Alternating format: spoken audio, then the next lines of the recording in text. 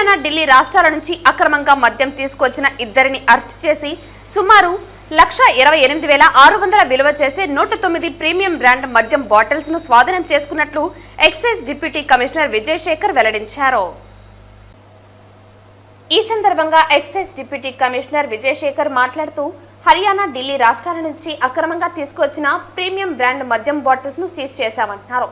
109 మద్యం బాటిల్స్ ను సీజ్ చేశామని, వీటి విలువ సుమారు బాబు, గజేంద్ర శర్మ అనే ఇద్దరు వ్యక్తులను అరెస్టు చేశామని, శ్రీనివాసులు రెడ్డి కోసం గాలింపు చర్యలు చేపట్టినట్టు తెలిపారు.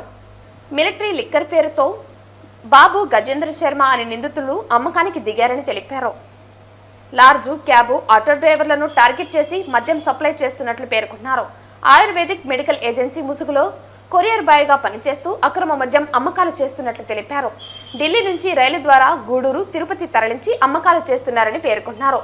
తిరుపతిలో ఇండ్లు బాడుగుకి ఇచ్చే ముందు అప్రమత్తంగా వ్యవహరించాలని సూచించారు. ఇంట్రాగేషన్ జరుగుతుంది. ఇప్పుడు ఈ దశలో ఇంకా రివీల్ చేయలేము. మేము ఇంకొంత ఫీడ్బ్యాక్ తీసుకున్నాక ఇది జస్ట్ ఒక వారం 10 రోజుల నుంచి అండి. మేము గత 4-5 రోజుల నుంచి నిఘా పెట్టాం.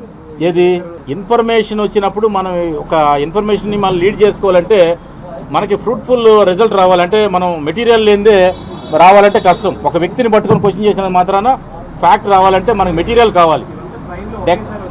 డబ్బులు సరిపోవు కాబట్టి లోకల్లోగా బాబుని ఫైనాన్షియల్ పెట్టుకున్నట్టు ఇద్దరు కొలీడ్ అయ్యారు.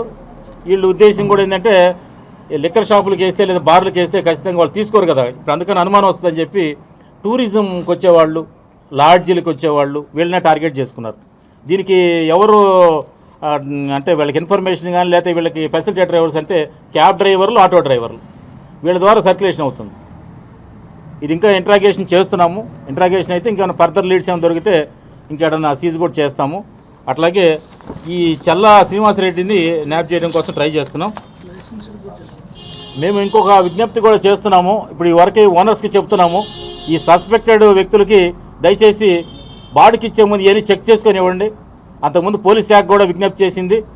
తిరుపతి లాంటి సాక్రెట్ టౌన్లో ఎవరికైనా బాడుకి ఇస్తే వాళ్ళ వెరాసిటీ చెక్ చేసుకొని ఇవ్వమంటుంది. ఆధార్ కార్డు కంపల్సరీ కావాలి. ఎవరైతే బాడుకున్నారో వాళ్ళ ఫోటో కంపల్సరీగా ఉండాలి. తర్వాత వాళ్ళు ఎక్కడ పని చేస్తారు, ఏం పని చేసి సంపాదిస్తున్నారు, ఏదైనా సంస్థలో పనిచేస్తే ఆ సంస్థ ఐడి కార్డు కావాలి. ఇది కంపల్సరీగా మ్యాండేట్ చేసుకోవాలి. ఇది చేసుకోకపోతే రేపు ఏదైనా అనుకోకుండా జరిగి సమాజానికి నష్టం జరిగిందంటే ఇప్పుడు ఈ గవర్నమెంట్ రెవెన్యూకి లాస్. ఇది ఇట్లాంటి పనులు లేదా పబ్లిక్ ఆర్డర్ డిస్టర్బ్ అయింది వీళ్ళ వల్ల. ఇది ఖచ్చితంగా ఓనర్లను కూడా నెక్స్ట్ మాత్రం వాళ్ళ ఇన్వాల్వ్మెంట్ ఉందంటే మాత్రం ఓనర్లు కూడా మేము ఇన్వాల్వ్ చేస్తాం. దీనిలో ఎటువంటి ములాజా లేదు. అలాగే మేము ఇంకొక విజ్ఞప్తి కూడా చేస్తున్నాము. ఈ తిరుపతి పట్టణం కానీ లేదా తిరుపతి, నెల్లూరు, మన చిత్తూరు జిల్లాలో ఉండే లైసెన్స్దారులు అంటే రిటైల్ లిక్కర్ షాపు, బార్లో కూడా విజ్ఞప్తి చేస్తున్నాం.